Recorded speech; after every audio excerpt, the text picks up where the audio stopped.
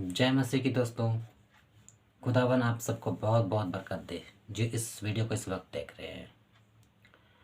दोस्तों, हम संसार में जीवन जीते हैं, संसार के से चलते हैं और संसार में मिल जाते हैं, क्योंकि हमें इसी संसार में रहना है। हम बाइबल भी पढ़ते हैं, हमारा बहुत सालों का विश्वास होता है और हम इस बात की पुष्टि करते हैं, दावा करते हैं कि अब हम मसीहत में पक्का पक्का पूर्ण रीति से बन गए हैं, उसके साथ चल रहे हैं, हम वचनों को जान गए हैं।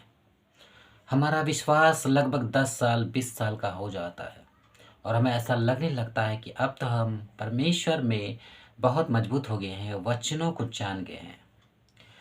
लेकिन विषय ऐसा है कि शैतान इतना चालाक है कि आपको उन्हीं वचनों से आपको भटका सकता है।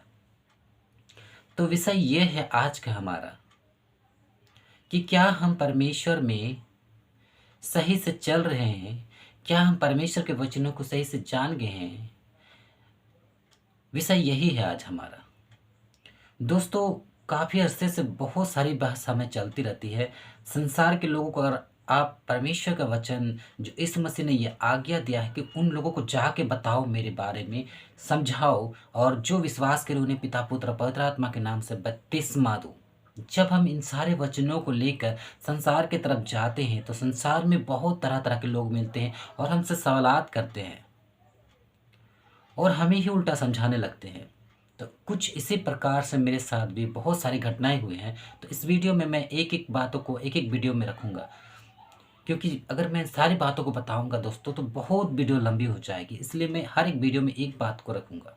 जो संसार में मैंने लोगों को वचनों को बताने के लिए उनके पास गया तो कैसे कैसे लोग सवाल पूछे और कैसे कैसे लोगों ने मुझसे वार्तालाप की, तो उन्हीं में से एक टॉपिक आज ये है।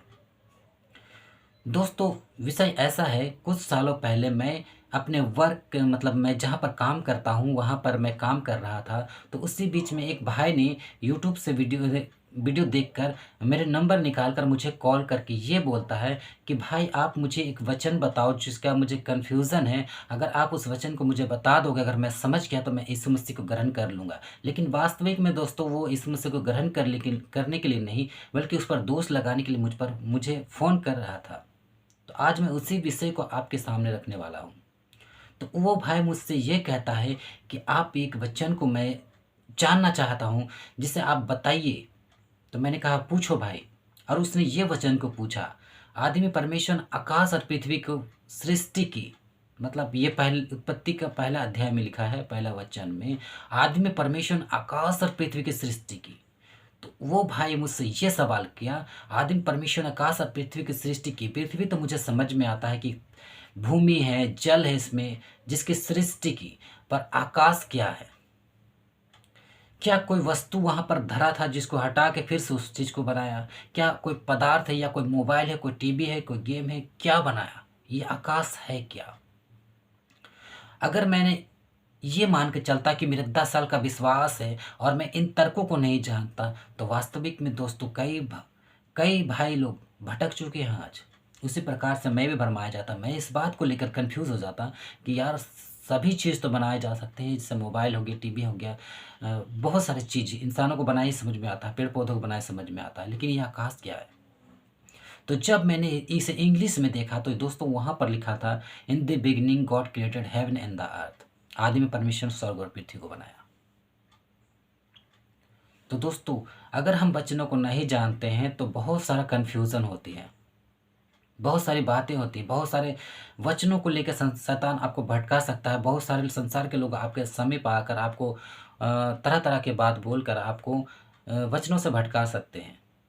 तो विषय यह है कि क्या हम वचनों को सही से जानते हैं? हमें आज जो भी शिक्षा मिलती है, जैसा भी मिलता है, हम उसे पकड़ लेते हैं। पिछले दिनों कुछ बहनों ने मुझसे ये कहा, जो हमारे कलीसिया को छोड़ के चले गए, और मुझसे ये कहा, मैंने उनसे ये सवाल पूछा कि आप लोग बहन क्यों हमारे कलीसिया को छोड़ दिए? तो उन लोगों ने कहा कि हम परमेश्वर के पीछे चलना चाहते हैं और जहाँ से हमें शिक्षा मिलेगी हम वहाँ पर संगति करेंगे। तो मैंने कहा उनको ये बात, एक ही बात कहा मैंने उनको कि बहन आप जो कह रहे हैं कि आपको जहाँ भी शिक्षा मिलेगी आप उसे वहीं पर संगति करोगे। तो क्या एक रिक्शा चलाने वाले भाई जिनके पास ज्ञान होगा उनके पास जाएँगे? तो उसने कहा, हाँ, बिल्कुल जाएँगे। तो मैंने उनको एक प्रश्न किया कि मुझे एक बात बताओ, अगर आपको डॉक्टर बनना है, तो क्या आप उस रिक्शा चलाने वाले से व्यक्ति से पूछेंगे कि भाई मुझे डॉक्टर कैसे बनना है? या एक डॉक्टर से जाकर पूछेंगे कि मुझे डॉक्टर कैसे बनना है? एक इंजीनियर जिनको बनना है, अगर वो व्यक्ति किन से जाके सलाह लेगा? क्या एक रिक्शा चलाने वाले से, या फिर इंजीनियर जो बन चुके हैं, जो जिन्होंने अपने जीवन में पढ़ाई-लिखाई करके, जो भी मेहनत करके आगे बढ़े, उनसे पूछोगे, या फिर एक रिक्शा चलाने वाले से?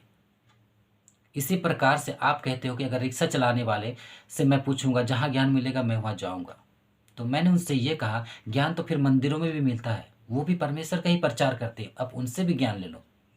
क्यों आप पादरी और पास्टर ढूँढ रहे हो? क्यों प्रचारक ढूँढ रहे हो? ज्ञान तो हर जगह में है दोस्तों, लेकिन आपका चुनाव करना है कि आपको कौन-सा ज्ञान लेना है। तो दोस्तों यही एक विषय है जो संसार में हमें लोग पूछते हैं जब हम उनके पास यीशु मसीह का वचन को लेके जाते हैं। दोस्तों बातें तो बहुत सारे हैं, लेकिन अगर मैं सारी बातों को बताऊंगा तो वीडियो लंबी हो जाएगी। तो मिलते हैं दोस्तों अगली वीडियो में, तब तक हमारे चैनल बने रहें और चैनल को सब्सक्राइब करें, बेल आइकन प्रेस करें और हमारे फैमिली में जुड़ जाए।